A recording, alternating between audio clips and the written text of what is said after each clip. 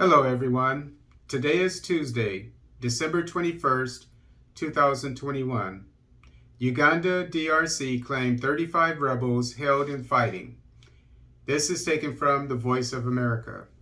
The Democratic Republic of Congo Army and its Ugandan allies said Sunday they had destroyed rebel strongholds in the country's restive east this week in a campaign launched last month against ADF rebels. Troops from the two countries bombarded new enemy camps identified in the Beni district of North Kivu province and in Ituri province to the north, the DR Congo Armed Forces said in a statement posted on Twitter. Since the joint operation was launched on November 30th, soldiers had initially improved the region's roads to make troop movements easier. The army said it had attacked positions of the Allied Democratic Forces accused of massacres in eastern DR Congo and bomb blasts in Uganda and the Virunga National Park. Meanwhile, in Ituri, the armed forces said they had captured 35 ADF terrorists from several villages in the Irumu district between December 13th and 15th. Uganda's army has said Saturday that the allies would step up the operations in different sectors now that the terrorists are no longer encamped, having been dislodged from their former strongholds. So far, the armies have not made public a toll of dead or wounded in the anti-ADF push. They said on December 11th that they had arrested 35 rebels, destroyed 4 camps, and freed 31 Congolese hostages. On Sunday, they also asked local people to provide the troops with information on the ADF. A Congolese army spokesman in the Beni region, Anthony Mualushayi, said soldiers had arrested a civil society figure in the town of Mabao, not far from the fighting, for passing intelligence to the terrorists. Several attacks that killed at least 8 this week in villages in Ituri have been blamed on ADF fighters fleeing the joint military operation, one military official said.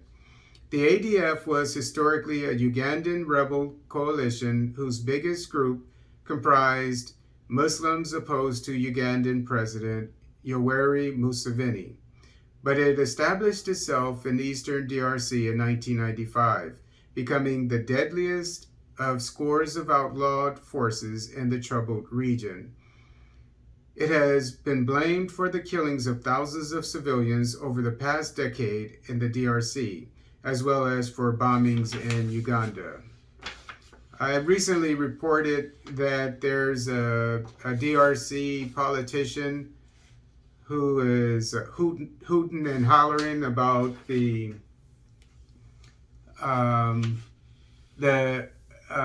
Ugandan army and the Rwandan police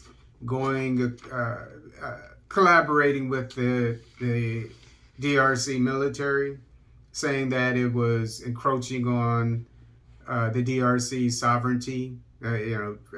His fellow brothers in neighboring countries that are having problems with this terrorist group from his country. He's saying that they shouldn't be working with the military of his country and police, I assume, of his country. Obviously, as I said before, obviously not a Pan-Africanist. And I don't know if he's complained about the UN, which has failed for the past 15 or so years, 13, however long it's been there. I think it's actually been there since 1999. So 22 years.